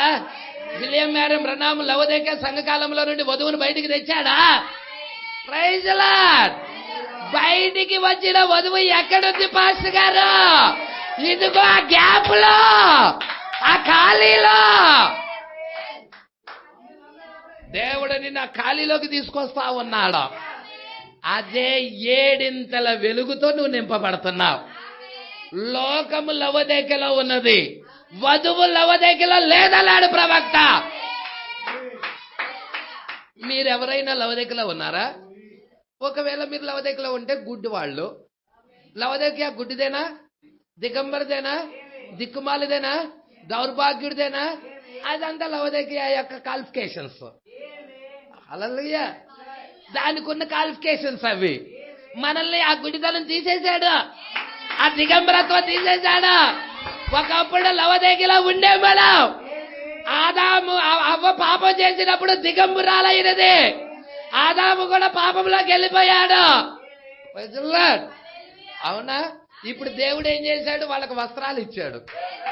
మరి ఈ కాలంలో దివత దిగొచ్చి వస్త్రాలు ఇచ్చాడు, సన్నపు నార బట్టలు ఇచ్చాడు. లేదు పాస్టర్ గారు, నాకు వస్త్రాలు లేదు, నాకు పెళ్లి వస్త్రమే రాలేదు అంటే చెప్పండి. నువ్వెక్కడున్నావో నేను చెప్తా. అసలు నువ్వు వర్తమానం అంచు కూడా తాకల్లా. వర్తమానం బయలుపాటి ఎంగవ, ఒక గుడ్డలో ఎంగవ చుడితే ఆ గుడ్డ ఏ వాసన అవుతుంది? ఎంగవ వాసన అవుతుంది. నీకు ఆ రెవల్యూషన్ కనుక లేదనుకో, కనీసం వర్తమానపు వాసన కూడా లేదని అర్థం. హల్లెలూయా. మనము వర్తమానంలో ఉన్నది దేనికయ్యా అంటే, వర్తమానము ఎరిగి వర్తమానము ప్రకారంగా జీవించటానికి. వర్తమానం ఎరగటం మాత్రమే కాదు, అది ఎరుగుతుంది దేనికి? దాని ప్రకారంగా జీవించటానికి. చాలా మందిలో ఏం జరుగుతుందంటే, వర్తమానం దగ్గరకు వస్తారు, వర్తమానం బయలుపాటు ఎరుగుతున్నారు, కానీ జీవితం దగ్గరికి వచ్చేదానికి ఉండటల్లా. వర్తమానం ఎందుకు మనం తెలుసుకుంటున్నాం? జీవించటానికే తెలుసుకుంటున్నాం. ఆ జీవితం లేనప్పుడు తెలుసుకోవటం వల్ల ఉపయోగం ఏంటి? నేను అడుగుతున్న ప్రశ్న. ప్రజల దేవుడికి మహిమ కలుగును గాక. ఒక చెట్టును భూమిలో వేసినప్పుడు ఆ చెట్టు ఎదిగిన తర్వాత ఫలాలు వస్తూ ఉంటాయి. అవునా? ఆ చెట్టు యొక్క గుణలక్షణాలని ఆ యొక్క ఫలం అనేది ప్రతిబింబిస్తుంది. వేపకాయ ఉందనుకోండి, దాని గుణలక్షణం ఏంటి? చెట్టు గుణలక్షణం ఏంటి? చేదు. వేపకాయ తిన్నా, ఆకు తిన్నా చేదా కాదా? ఆ పుల్ల ఇరుచుకొని ముఖం పుల్లగా నోట్లో పెట్టుకొని నవ్విల్లా చేదా కాదా? అంటే దాని గుణలక్షణం బయటకు వస్తుందా? ఒక నిమ్మకాయ ఉంది, దాని గుణలక్షణం ఏంటి? పులుపు. అవునా కదా? ఆ యొక్క పులుపు లక్షణం బయటకు వస్తుందా రావట్లేదా? ఒక క్రైస్తవుడు కూడా అంతే. ఒక క్రైస్తవుడు కూడా అంతే. వర్తమానం మనం ఎరుగటానికి, జ్ఞానం పెంచుకోవటానికి కాదు. వర్తమానం మనం ఎరుగుతుంది దేని కొరకయ్యా అంటే వర్తమానం ప్రకారంగా మన జీవితాన్ని కట్టుకోవటానికే, దాని ప్రకారంగా సరి అవ్వటానికే, దాని ప్రకారంగా నడవటానికే. ప్రజల ఇప్పుడు ఎడి తిరిగి ఆ సంఘశాఖ వాడికి వర్తమానం తెలియదు, వాడు నడుస్తాడా? ప్రజల నువ్వు తెలియాలి కదా నడవాలంటే. ఆ గుణలక్షణం, క్రీస్తు యొక్క గుణలక్షణం నీలో ప్రత్యక్ష పరచబడాలి కదా ప్రజల. అందుకే విశ్వాసము లేకుండా దేవుడికి ఇష్టుడుగా ఉండుట, ఆ మాటలో చాలా అర్థం ఉంది. ఇది సింపుల్ అనుకుంటున్నారేమో. విశ్వాసం అంటే ప్రత్యక్షత, బయలుపాటు. వాక్యము గురించిన బయలుపాటు లేకుండా నువ్వు దేవుణ్ణి సంతోష పెట్టలేవు, దేవుడు గుణలక్షణాలు తేలేవు. ప్రజల పట్టుకుంటున్నారు ఈ విషయాలు. కొంచెం ముందుకెళ్దామా? ప్రేమిస్తున్నారా వాక్యాన్ని? నేను ప్రేమిస్తున్నాను సగవా, మీరు కూడా ప్రేమిస్తున్నారని నమ్ముతున్నానా? మనకు సమయం అయిపోవచ్చింది, కొంచెమే ఉంది. కానీ నేను త్వరగా ఇది వర్తమానాన్ని మీ దగ్గరికి తీసుకురావాలి. 7 సంఘములు, 7 వెలుగులను ప్రతి కాలంలో కూడా వెలుగున్నది. 7 సంఘకాలాలు ఎవరో కాదు, ఆయన భార్య. పట్టుకుంటున్నారా?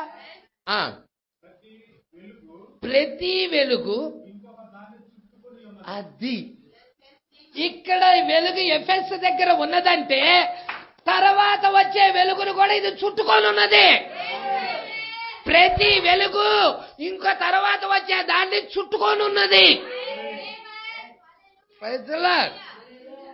అందుకంటున్నాడు ప్రతి వెలుగు ఇంకొక దాన్ని చుట్టుకొని ఉన్నది. అది గ్లోరీ దేనితో ప్రారంభమైనది? ఇది ప్రవక్త చెప్పాడు, ఇది నేను నమ్ముతున్నా. Praise the lord. ఎరుపుతో అది ప్రారంభమైనది. దేవుడికి మహిమ కలుగును గాక. అవునా? కాబట్టి ఇప్పుడు ఈ ఎరుపుతో ప్రారంభమైనట్లయితే యేసుక్రీస్తు రక్తంతో సగం ప్రారంభమవుతా ఉన్నది. ఎరుపు రక్తమేనా? గొర్రెపిల్ల యొక్క రక్తమేనా? కొంచెం ముందుకు చూద్దాం. ఎరుపుతో ప్రారంభమైనది ఎరుపు. ఎరుపు తర్వాత కాషాయం వస్తుంది. అది ఇప్పుడు ఈ కాషాయము కూడా ఏం తీసుకొని వస్తా ఉన్నదంటే ఎరుపునే తీసుకొస్తా ఉన్నది. సంఘము ఎవరిని తీసుకురావాలి? క్రీస్తునే తీసుకురావాలి. సంఘమా పట్టుకుంటున్నారా? ఇప్పుడు ఎఫెసు సంఘం ఎవరిని తీసుకుని రావాలి? ప్రారంభమైన సంఘము, అది దేవుడు సంఘంగా పిలుచుకున్నాడు, అది క్రీస్తునే ప్రతిబింబించాలి. ఇప్పుడు కూడా వధువు ఎవరిని ప్రతిబింబించాలి? క్రీస్తునే. హల్లెలూయా. అందుకే నేను ఎత్తైన విషయాలు తాకవలసి ఉన్నాయి, లోతైన సంఘటనలు తాకవలసి ఉన్నాయి. నేను రెయిన్బో గురించి మాట్లాడడం లేదు, నేను 7 సంఘకాలాల గురించి మాట్లాడుతున్నాను. 7 సంఘకాలాల్లో ఉన్న వధువు గురించి మాట్లాడుతున్నాను. ఆ రెయిన్బోలో ఏ విధముగా జరుగుతున్నదో ఇక్కడ కూడా సంఘకాలాల్లో కూడా అలాగే జరుగుతున్నది. చూడండి,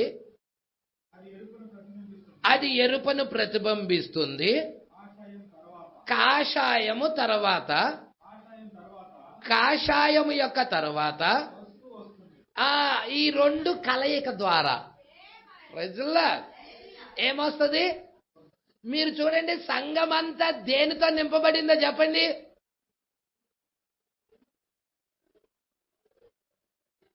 మర్చిపోయారా? మరకతము. మరకతము. మరకతం అంటే ఏంటో కలర్ చెప్పండి. పసుపుతో కూడిన పచ్చని రంగు. అవునా కదా? ఇప్పుడు అక్కడ మరకతము కనబడుతుంది.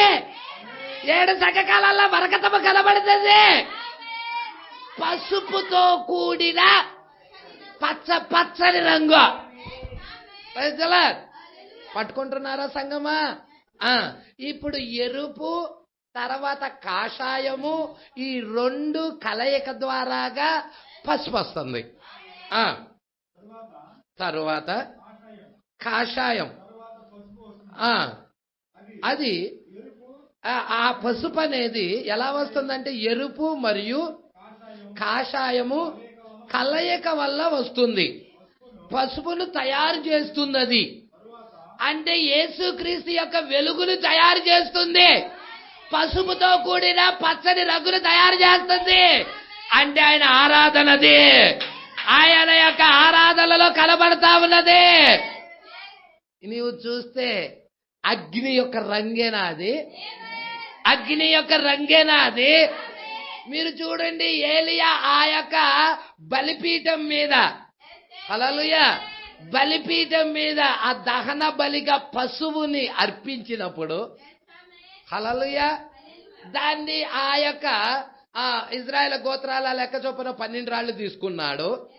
అవునా? మీకు షార్ట్ కట్ లో చెప్తున్నా, ఎందుకంటే చాలా లోతైన సబ్జెక్ట్ ఇది. ఎందుకంటే ఇజ్రాయేల్ గోత్రాల లెక్క చొప్పున 12 రాళ్లు ఎలాగ ఏలియా తీసుకున్నాడో మన కాల ప్రవక్త అపోస్తుల లెక్క చొప్పున 12 తీసుకున్నాడు. అపోస్తులు 12 మందేనా? అపోస్తుల బోధ పాడైపోయిందా? ఏలియా దినాల్లో కూడా అక్కడ కూడా బోధ పాడైపోయినదా? పునాదులు పాడైపోయాయా? మరి ఈ రోజు కూడా పునాదులు పాడైపోయాయా? మరి ప్రవక్త వచ్చి పునాదులు తిరిగి మరలా కట్టాడా? ఈ విషయాలన్నీ మీరు పట్టుకోవాలి. ఇక్కడ ఆయన చక్కగా కట్టెలు పేర్చాడు, పశువును వధించాడు. తర్వాత ఆ పశువును నీళ్లతో తడపమన్నాడు. ఆ కందకము పొర్లేలాగా నీళ్లు 1 సారి 2 సార్లు 3 సార్లు పోశారు. తర్వాత ప్రార్థించాడు.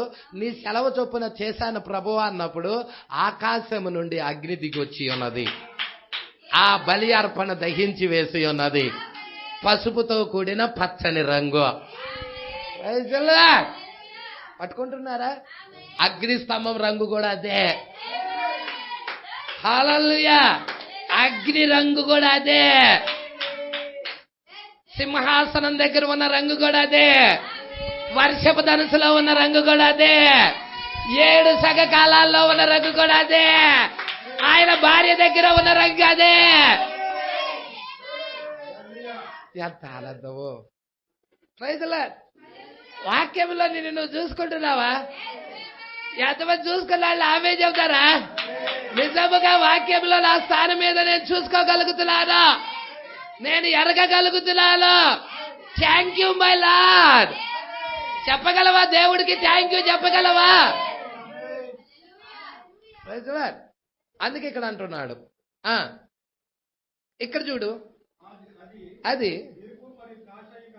ఎరుపు మరియు కాషాయము ఏదది? పసుపు. అవునా? అవునా? ఎరుపు యేసుక్రీస్తు రక్తము, ఆ కాషాయం ఒక విశ్వాసి. ఈ 2 కలయిక ద్వారాగా ఏమొస్తా ఉన్నది? పసుపు వస్తా ఉన్నది. హల్లెలూయా. తర్వాత పచ్చ కూడా ఉందా? అదే కదా మరకతం అంటే. ఇంకోటి కూడా ఉంది మరకతం. తర్వాత ఆయన యేసుకెళ్ళి ఏం చెప్పాడండి? అయ్యో మళ్ళీ వెనక్కెళ్ళి చూసుకోవటమేనా? దీంట్లో రాసుకోవాలి. దేంట్లో రాసుకోవాలి? మీ నోట్స్ ఇక్కడ ఉండిపోవాలండి. ఓన్లీ మరకతము గురించేనా? ఇంకోటి ఏదో చెప్పాడు యేసుకెళ్ళి. హల్లెలూయా. ఎంతమందికి అర్థమవుతా ఉన్నదో, ఎంతమంది గ్రహిస్తా ఉన్నారో. ఇదంతా తెలియాలంటే ఫాలో అవ్వాలండి. ఆ రోజు వచ్చి తెలియాలన్నా తెలియవు అవి. అర్థమవుతుంది? ఎందుకంటే ప్రతి దానికి లింకప్ ఉంటుంది. నీకు యెహెజ్కేలుకి తీసుకెళ్తుంది, ఆదికాండం తీసుకెళ్తుంది, దానియేలుకి తీసుకెళ్తుంది, ఇర్మియాలోకి తీసుకెళ్తుంది, ప్రకటన గ్రంథాలోకి తీసుకెళ్తుంది. అర్థమవుతుందా? ప్రతి దానికి లింక్ ఉంటుంది. పట్టుకుంటున్నారా? ఇప్పుడు మనము పసుపు ఎలా వస్తుందని చెప్పి చూసాం. పసుపు రంగు, ఎరుపు కాషాయము కలయిక ద్వారా పసుపు వస్తుంది. అవునా? ఇప్పుడు మనం మరకతంలో ఓన్లీ పసుపు ఒకటే కాదు, పసుపుతో కూడిన పచ్చని రంగు. అవునా? ఇక్కడ కొంచెం పచ్చని రంగు దగ్గరికి వస్తున్నాడు, మీరు జాగ్రత్తగా పట్టుకోండి. పచ్చ పచ్చ నీలము కలిస్తే, నీలము పచ్చ రెండు కలిస్తే వచ్చేదే నలుపు. పట్టుకుంటున్నారా? నలుపు ఎలా తయారవుతుందో చెప్తున్నాడు. పచ్చ రంగు నీలం రంగు ఈ రెండు కలయిక ద్వారాగా నలుపు వస్తుంది. తరువాత ఇప్పుడు పచ్చ నిండైన నీలం, ఆ తర్వాత నిండైన నీలము నుండి ఇప్పుడు ఊదా రంగు వస్తుంది. ఇది చూసావా ఒకదానికొకటి ఎలా లింకులు ఉన్నాయో? ఊదా రంగు రావాలంటే రెండు రంగులు కలయిక. అవునా? పట్టుకుంటున్నారా మీరు? నిండైన నీలం రంగు తర్వాత ఈ పచ్చ రంగు కలయిక ద్వారాగా ఏమొస్తుంది? ఊదా రంగు వస్తుంది. ఆ తర్వాత ఆ నిండైన నీలము నుండి ఊదా రంగు వస్తుంది. అది నీలములో భాగమై ఉన్నది. ఊదా రంగు కూడా దేనిలో భాగమై ఉన్నది? నీలము రంగులో భాగమై ఉన్నది. హల్లెలూయా! మీరు దాన్ని చూచుటలేదా? దేవుడు తన 7 రంగులు వర్షపు ధనుసులో తానే ఏర్పరిచిన తన నిబంధన 7 సంఘ కాలాల నుండి ఒక నిబంధనది. 7 రంగులతో ఆయన భూమిని రక్షిస్తున్నాడు. Praise the lord. ఈరోజు 7 సంఘ కాలాల ద్వారాగైనా రక్షిస్తుంది. 7 రంగులది అది నీడ. నిజ రూపం వచ్చేదలికే 7 సంఘ కాలాలై ఉన్నాయి. పట్టుకున్నాడా? ఇంకొంచెం ముందుకెళ్తే మీకు క్లియర్ అవుతుంది ఈ పేర. ఆయన ఏమి చేయును జ్ఞాపకం ఉంచుకోండి. తన రంగులో దాన్ని ఆయన భూమితో చేశాడు. పట్టారా? పట్టుకున్నారా? తన రంగులో దాన్ని ఆయన భూమితో చేశాడు. 7 రంగులా? 7 రంగులు. ఏంటవి? వర్షపు ధనుసు చేసినప్పుడు ఉన్నాయా? 7 రంగులు లేవా? ఆయనలోనే ఉన్నాయి కదా అండి. కొంచెం ముందుకు చూడండి. ఇప్పుడు గమనించండి.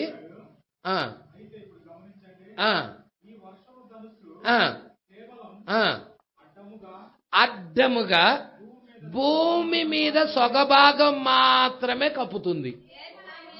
అవునా? అంటే సొగభాగం. నోవాహు దినాల్లో ఉన్న వర్షపు ధనుసు భూమి మీద సగభాగం. 7 సంఘకాలాలు భూమి మీద ఉన్న సగభాగం.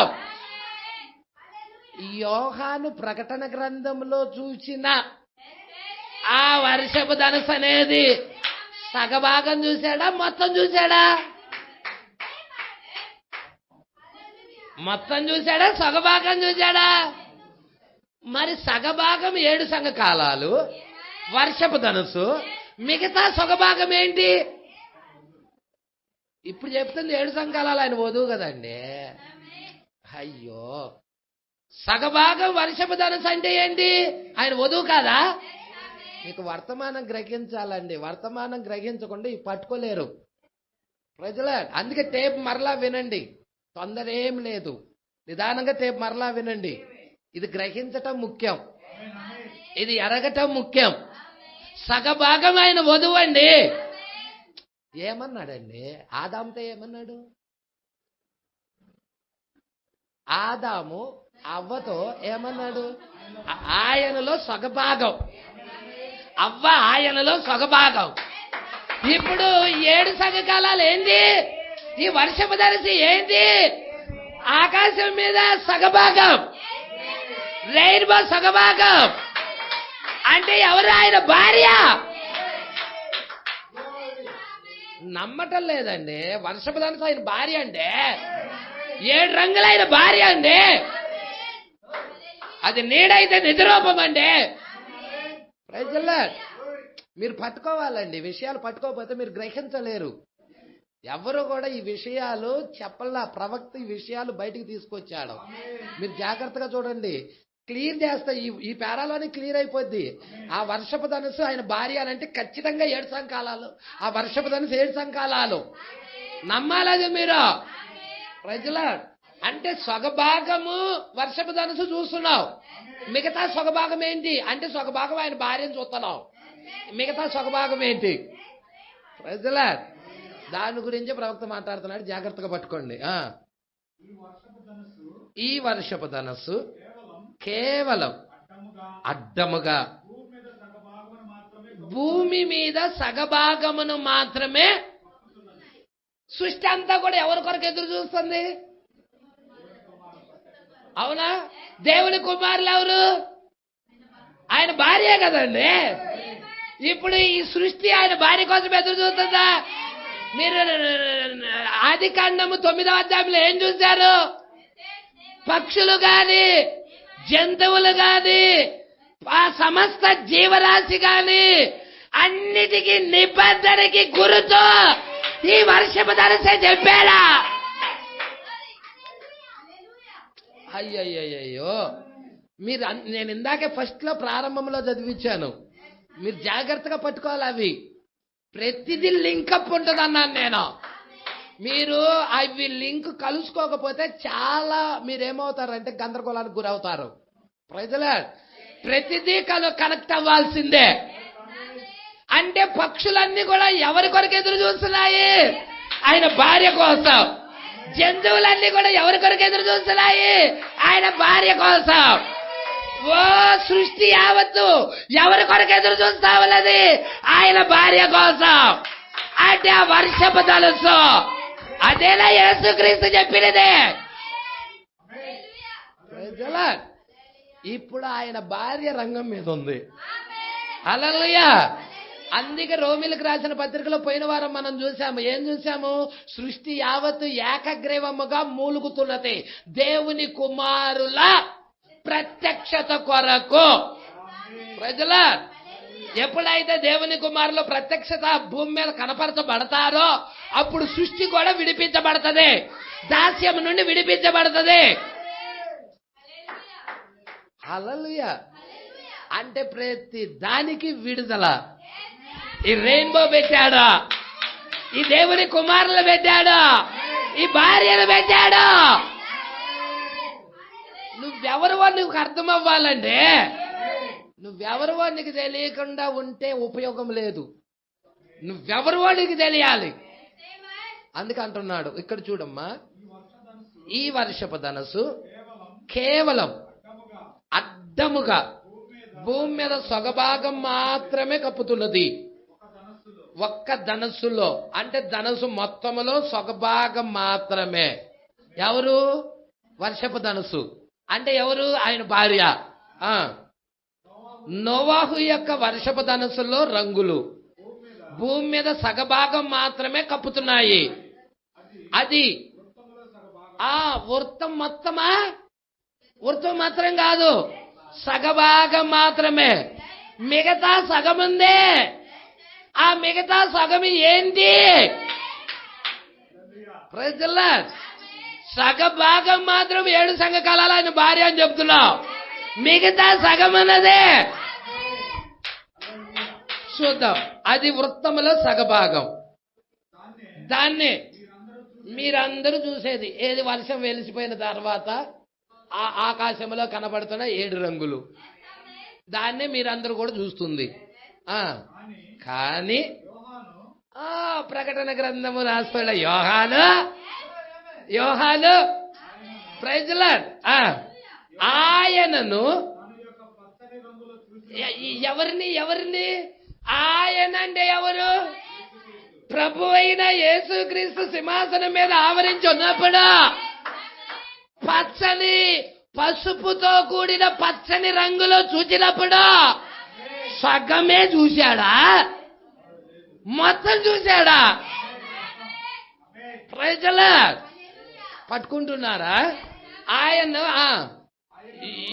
యోహాను ఆయనను తన యొక్క పచ్చని రంగులో చూచినప్పుడు దేవుని యొక్క సింహాసనాన్ని ఆయన చుట్టుకొని ఉన్నాడు. మిగిలిన సగభాగం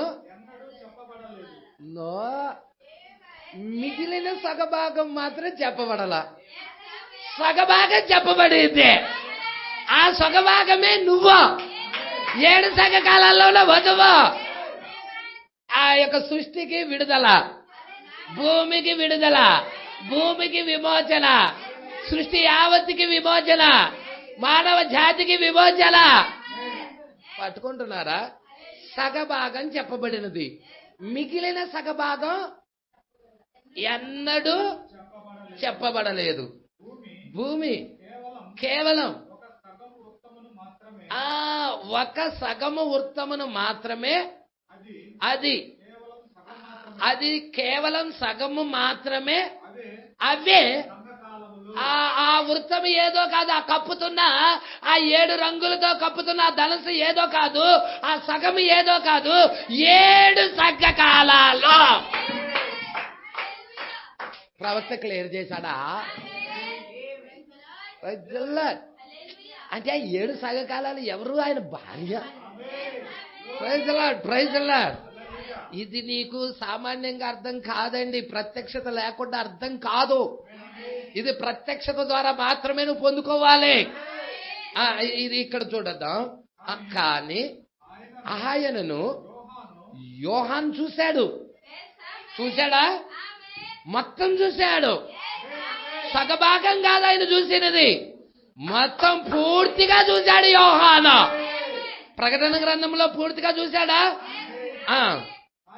కానీ ఆయనను యోహాను అపరంజి రంగులో చూచినప్పుడు, పట్టుకున్నారా? ఇందాక మరకతము, అపరంజి. ఏంటి అపరంజి? పసుపుతో కూడిన పచ్చని రంగు. మరకతం ఏంటి? పసుపుతో కూడిన పచ్చని రంగు. ఏస్కేల్ దాన్నే చెప్పాడా? యోహాను దాన్నే చెప్పాడా? అయ్యో, మీరు పట్టుకుంటున్నారా? నోవా కాలంలో కూడా అదేనా? దేవుడికి మహిమ కలగనగాక. ఇక్కడ చూడు, అపరంజి రంగు ఆయన చుట్టూ ఉన్నది, సగభాగము కాదు. భూమిని సగభాగం కప్పుతుంది. ఏంటది? వర్షపు ధనుసు. అంటే ఆయన భార్య. దేని కొరకు? భార్య ఎప్పుడైతే ఇక్కడి నుంచి తీసేయబడితో భూమికి తీర్పు వస్తుంది. అప్పుడు దాకా తీర్పు ఆగుతుంది. ఆయన భార్య భూమి మీద ఉన్నంతసేపు తీర్పు ఆగుతుంది. అర్థమవుతుందా? హల్లెలూయా. ఇక్కడ చూడండి, అపరంజి రంగు ఆయన చుట్టూ, అంటే అది ఒక పసుపుతో కూడిన పచ్చని రంగు అనేది ఆయన చుట్టూ ఉన్నది. సగభాగం ఉన్నదల్లా, మొత్తం వృత్తమంతా ఉన్నది. Praise the lord. ఆయన చుట్టూ ఉన్నది. మరియు మధ్యలో ఖాళీగా ఉండే ఒక వృత్తము హాలో వలె కప్పబడి ఉన్నది. అది హాలో వలె అదేమై ఉన్నది? కప్పబడి ఉన్నది. Praise the lord. చెవి గలవాడు వినును కాక. హల్లెలూయా. ఇదంతా వ్యక్తిగత రెవల్యూషన్, వ్యక్తిగత ప్రత్యక్షత మీద ఆధారపడి ఉంటది. ఆ సగము యొక్క భాగము గురించి నీకు అర్థం అవ్వాలంటే ప్రైజ్ ది లార్డ్. హాలో వలె కప్పబడి ఉన్నది. మధ్యలో ఖాళీగా ఉండే ఒక వృత్తము హాలో. అది ఆ మధ్యలో ఉన్నది చూసావా? అది హాలో. మధ్యలో ఖాళీగా ఉండే ఒక వృత్తము హాలో. అపరంజి రంగులో ఆయన చుట్టూ ఉన్నది. గమనించారా? ఒక రంగు మనకున్నది ఒక్కడే దేవుడు, ఒకే ఒక్కడు దేవుడు. హల్లెలూయా. అన్నిటి ద్వారా మరియు అన్నిటిలో కానీ అక్కడ 7 సంఘకాలాలు కూడా ఉన్నాయి. ఈ రివల్యూషన్ మీకు అర్థమవును గాక, ఈ ప్రత్యక్షత మీరు పొందుకొందురు గాక.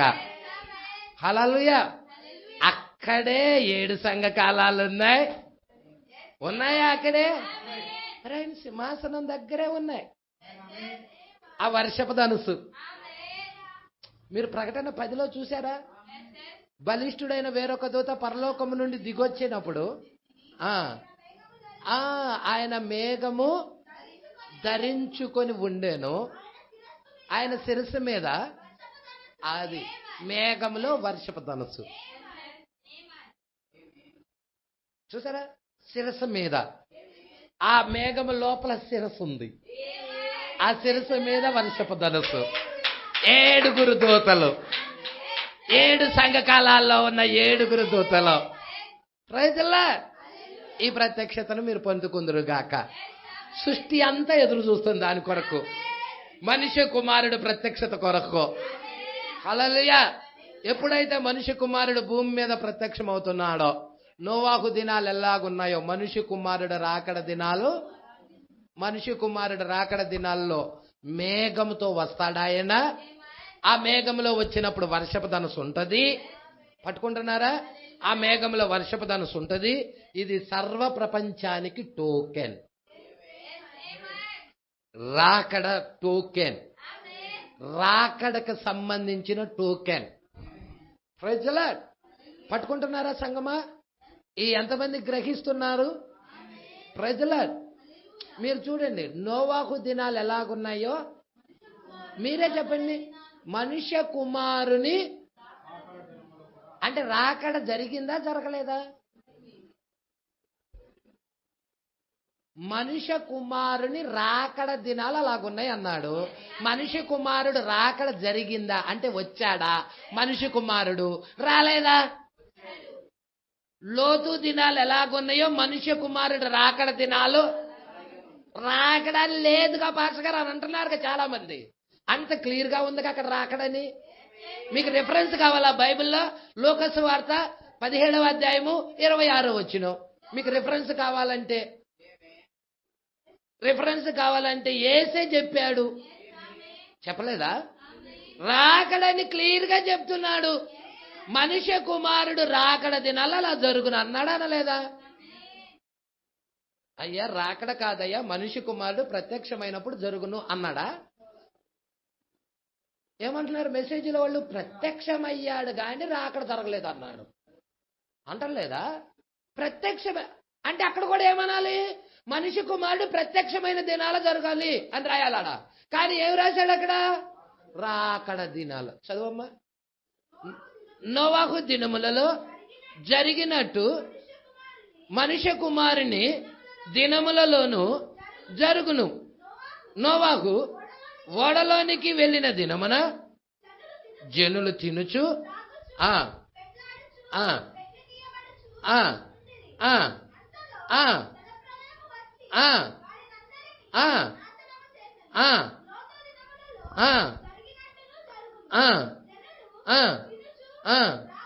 ఆ ఆ అమ్ముచు నారు నాటుచు ఇల్లు కట్టుచు ఉండిరి. అయితే లోతు సొదొమ విడిచిపోయిన దినమున ఆకాశము నుండి అగ్ని గంధకాలు కురిసి వారందరినీ నాశనము చేసిన. ఆ ప్రకారమే మనుష్య కుమారుడు ప్రత్యక్షమగు దినమున, ఇక్కడ కూడా ఏం చెబుతున్నాడు? ప్రత్యక్షత గురించి చెబుతున్నాడు. ఆయన ప్రత్యక్షమవటం గురించి చెప్తున్నాడు. ఇక్కడ పైన నోవాహు దినాల్లో జరిగినట్టు మనుష్య కుమారుడి దినాల్లో జరుగును అని చెప్తున్నాడు. ప్రజల మరి నేను ఎక్కడో చూశానండి నోవాహు దినాల్లో జరిగినట్టు మనిషి కుమారుడు రాకడ దినాల్లో జరుగుననే మాట. ప్రజల ఆ రాకడ అనేది ఆ పదం వాడింది నేను ఎక్కడో చూశాను అంటున్నా. ప్రజల దేవుడికి మహిమ కలుగును గాక. వర్తమానాల్లో చెప్పారో లేకపోతే చూద్దాం, అది వెరిఫికేషన్ చేద్దాం. ఇక్కడ మాత్రం కనపడలేదు. దేవుడికి మహిమ కలుగును గాక. సరే చూద్దాం, దేవుడికి మహిమ కలుగును గాక. మరి గమనించండి, ఏంటంటే నోవాహు కాలంలో ఆయన వర్షపు ధనుసును పెట్టేశాడు. అదే విధముగా మేఘంలో కూడా ఏం పెట్టేసేసాడు? మేఘంలో వర్షపు ధనుసును పెట్టాడు. ఇదంతా గుర్తై ఉన్నది, టోకెన్ అయి ఉన్నది, విడిపించేదై ఉన్నది. ప్రజల ఇక్కడి నుంచి మన ప్రవక్త ఏం చెప్తున్నాడంటే, ఇక్కడ నుండి ప్రారంభం అండి. రాకడ అనేది మనుష్య కుమారుడు ప్రత్యక్షమైన దినము దగ్గర నుండి ప్రారంభం. ఎక్కడతో అది ముగింపు అంటే ఎత్తబాటుతో ముగింపు. ఇది నమ్ముతున్నది. హల్లెలూయా. ఏంటండి, ఎక్కడతో ప్రారంభం అవుతుంది? మనుష్య కుమారుడు మేఘం ధరించుకొని రావటంతో ప్రారంభమవుతుంది. ఎక్కడితో ముగించబడుతుంది? ఎత్తబాటుతో ముగించబడుతుంది. ఎలా చెప్తున్నావు పాస్టర్ గారు అంటే, నేను పౌలు గారు చెప్పిన దెస్సలోనిలకు రాసిన పత్రికలో చెప్పిన ప్రకారంగా ఆర్భాటము, ప్రధాన దూత శబ్దము, దేవుని బూరతో పరలోకము నుండి ప్రభువు దిగొచ్చును అనే దానినే ఆసరాగా చేసుకొని చెప్తున్నాం. ప్రజల దేవుడికి మహిమ కలుగును గాక. మరి ఈ విషయాలు జాగ్రత్తగా మీరు గమనిస్తారని నమ్ముతున్నాను. దేవుడు మాటలు దీవించిన గాక. నెక్స్ట్ వారం మనం 80వ పేర దీంట్లో ఒక డైమండ్ గురించి చెప్తాడండి. ఏంటది? డైమండ్. ఈ డైమండ్ గురించి చెప్తాడు. ఈ డైమండ్ గురించి 7 రంగులు ఈ డైమండ్ ఏం చేస్తుంది? 7 రంగులు ఏం చేస్తుందండి ఈ డైమండ్? హల్లెలూయా. ప్రతిబింబిస్తుంది. ఎన్ని రంగులండి? 7 రంగులు. ఇదిగోండి, ఇక్కడ చదివానండి నేను. ఇందాక ఎక్కడో చదివాను అనుకున్నాను. మత్తయి సువార్త 24వ అధ్యాయము 37వ వచనం చూడండి. లూకా కాదు, మత్తయి చూడండి. నోవహు దినములు ఎలాగుండునో మనుష్య కుమారుని రాకడయును అలాగే ఉండును. ఓకేనా? చెప్పాడా? నేను చదివి గుర్తుంది, అందుకే ఆ మాట వాడాను మళ్ళీ. ప్రజల అది ఎక్కడ చదివానా ఏమిటా అనుకుంటా ఉన్నాను. ఇది మత్తయిలో రాశాడు. దాన్ని ఏమని రాశాడు? నోవాహు దినాలు ఎలాగుండునో మనుష్య కుమారుని రాకడను అలాగే ఉండును. ఉందా అండి? రాకడనే ఉన్నదా? ఇది జరిగినదండి. ఇదే 63లో జరిగినది. హల్లెలూయా. దేవుడికి మహిమ కలుగును గాక. పట్టుకుంటున్నారండి? ఇంకా కొంచెం నువ్వు కిందకు వస్తే, జల ప్రళయమునకు ముందుటి దినాల్లో నోవాహు ఓడలోనికి వెళ్ళిన దినము వరకు వారు తినుచు త్రాగుచు పెండ్లి చేసుకొనుచు పెండ్లికిచ్చుచు ఉండిరి. ఎరగకపోయిరి. అలాగనే మనుష్య కుమారుని దేవుడికి మహిమ కలుగును గాక. హల్లెలూయా. మరి ఈ విషయాలందరూ మీరు గ్రహించాలని, పట్టుకోవాలని నేను కోరుకుంటున్నాను. దేవుడికి మహిమ కలుగును గాక. అక్కడ ప్రత్యక్షమయ్యాడని చెబుతున్నాడు, అది వాస్తవమే. రాకడ కూడా జరిగినది, అది కూడా వాస్తవమై ఉన్నది. కాబట్టి ఈ విషయాలు మీరు జాగ్రత్తగా పట్టుకోవాలని ప్రభు పేరట కోరుచున్నాను. నెక్స్ట్ వారం మనం 80వ పేరాకి వెళ్దాం.